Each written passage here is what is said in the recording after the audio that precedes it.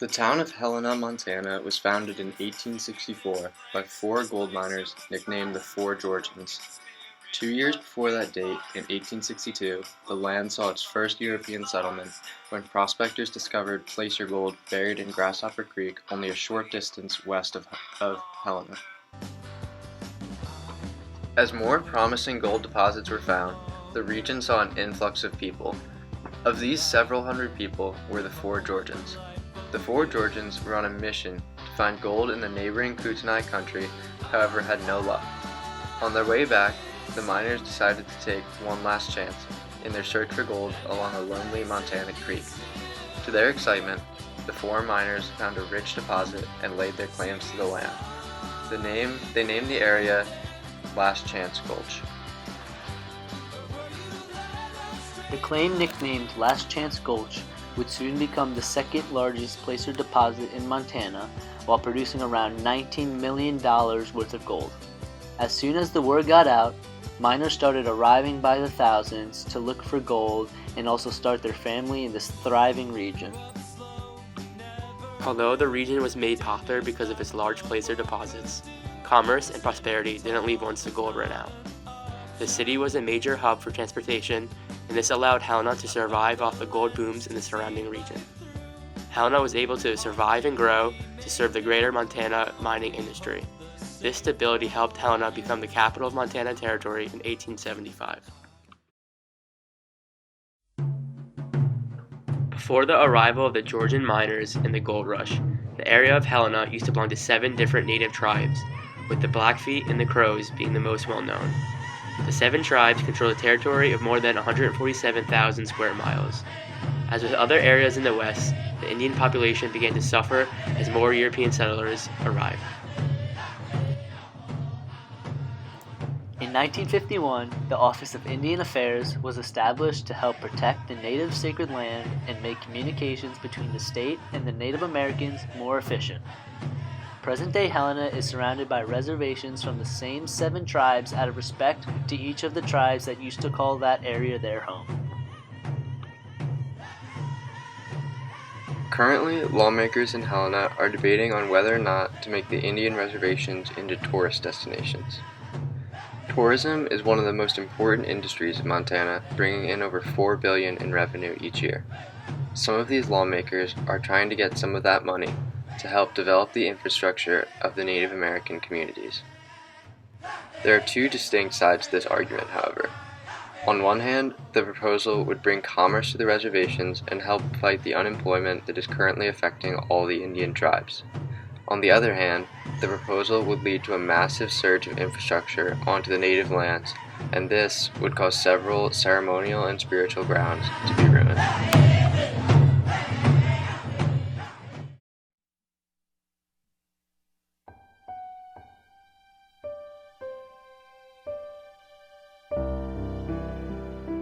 Catholicism in the Helena region has also played a big part in helping the Indian population survive. Nuns in the area, such as Sister Providencia, helped fight for Indian rights and also helped many families out of poverty in both the Helena and Great Falls area. She fought for Indian education, healthcare, and equal employment, as well as overall Indian welfare. Sister Providencia eventually became an advisor to the National Congress of American Indians, which is one of the most powerful Indian conservation organizations in the country. This alliance helped to further many motions regarding the government's obligations in Indian welfare. The motions never turned to law because of complications. However, Sister Providencia's influence and lobbying gained the area enough popularity to attract Vice President Lyndon Johnson. With the Johnsons' help, the NCAI was finally able to launch a, quote, war on poverty in the early 1960s.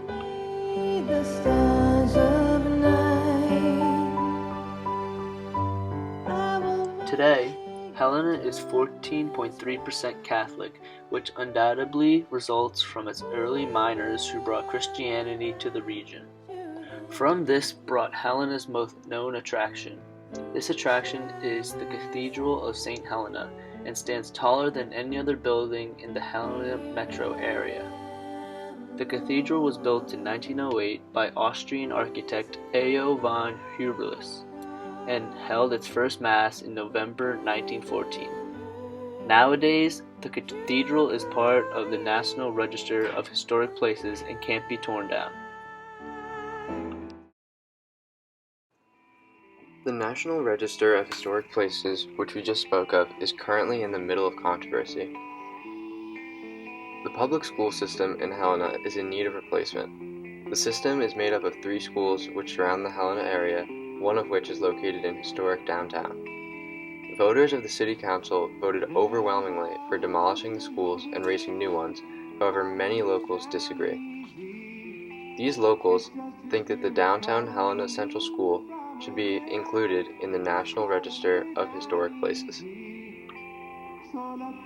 A local couple of Helena has recently filed a lawsuit arguing that, quote, the city of Helena didn't follow the requirements of the Helena Historic Preservation Ordinance or its growth policy in issuing a demolition permit for the school, end quote. They believe that the school is a historic part of the town that can't be demolished. Parents, on the other hand, voted for the school to be demolished but don't believe that it needs to go through the Historic Preservation Ordinance policy. They believe that modernizing the school would both help their kids and the town.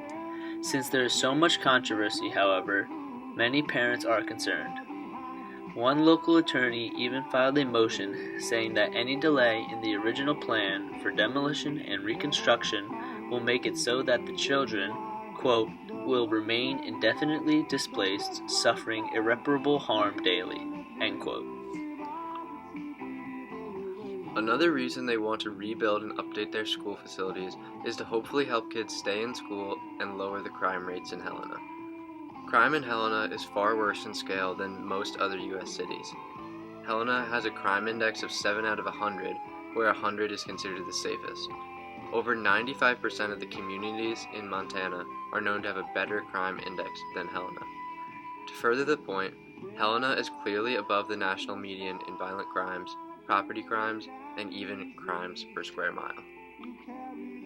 Helena has recently been affected more than ever by violent crime. In 2015 alone, 138 people were raped, 461 people were assaulted, and there were over 3,400 thefts, all within city limits. The most surprising number lies in the rape stat. While 138 people were raped in Helena in 2015, the national average was only 29.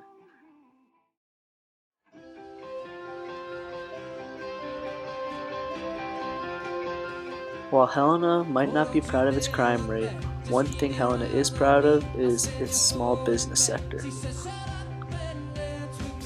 Businesses in Helena are small for the most part. Small meaning less than 50 employees. In fact, over 90% of businesses in Helena are characterized that way. A whopping 1/3 of Helena's population is employed by the federal or state government. This number no doubt results from the tourism industry in Montana. Since many of the parks and recreation in Montana are federally run, the Helena region is dotted with state and government offices. The only other state that has a higher percentage of businesses with under 20 employees is Wyoming. This statistic results from Helena's lawmakers' push to reduce regulations on small businesses in 2015. Their goal was to promote entrepreneurship in the state.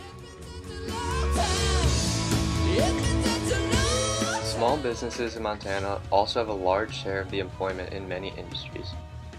In the healthcare industry, small businesses hold a 22.1% share of the employment. In the construction trade, it's a 64.2% share. And in the finance industry, it's a 52.1% share of the employment. The reason that Montana's business sector is made up of 90% small businesses is mainly because of the, quote, widely dispersed population. Towns that have an active mining industry tend to have a denser population as well. Although the mining industry in Helena started with gold, the focus has now turned to copper. The copper industry in the United States comes mainly from one state, and that's Montana. Several corporations and smaller mining companies surrounding the Helena area have been digging up and processing copper there for over 100 years. The copper found in Montana has several uses across many other industries.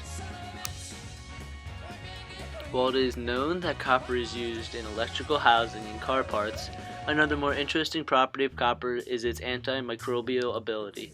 Copper is shipped worldwide to be applied in both everyday hand sanitizer as well as professional antibacterial tools used in all hospitals.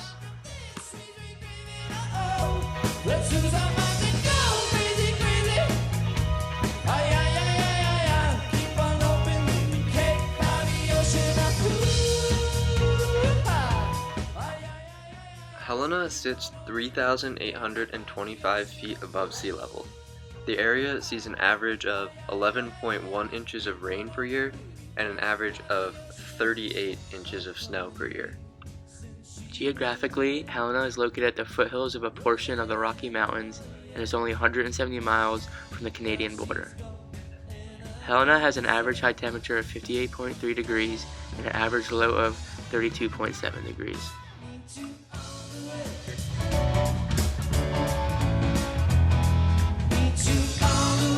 Today, Helena's downtown strip is lined with shops and restaurants. Whether you're looking for a quick bite or a fancy dinner, downtown Helena has got you covered. If you are more of an outdoors person, then you will get to experience Helena's true beauty. Only a short distance from downtown lies Mount Helena, a popular hiking attraction. There are several different trails to choose from as you can ascend from Last Chance Gulch Mall to the peak, which stands at 5,468 feet above sea level.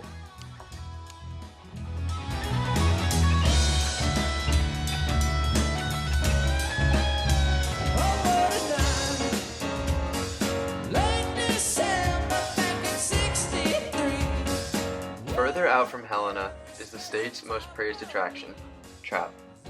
The region surrounding Helena is loaded with fish such as cutthroat trout, Chinook salmon, as well as brook, brown, and rainbow trout. People from all over the world come to Montana to fly fish the many streams, hoping to catch a fish as beautiful as the Montana landscape that surrounds them.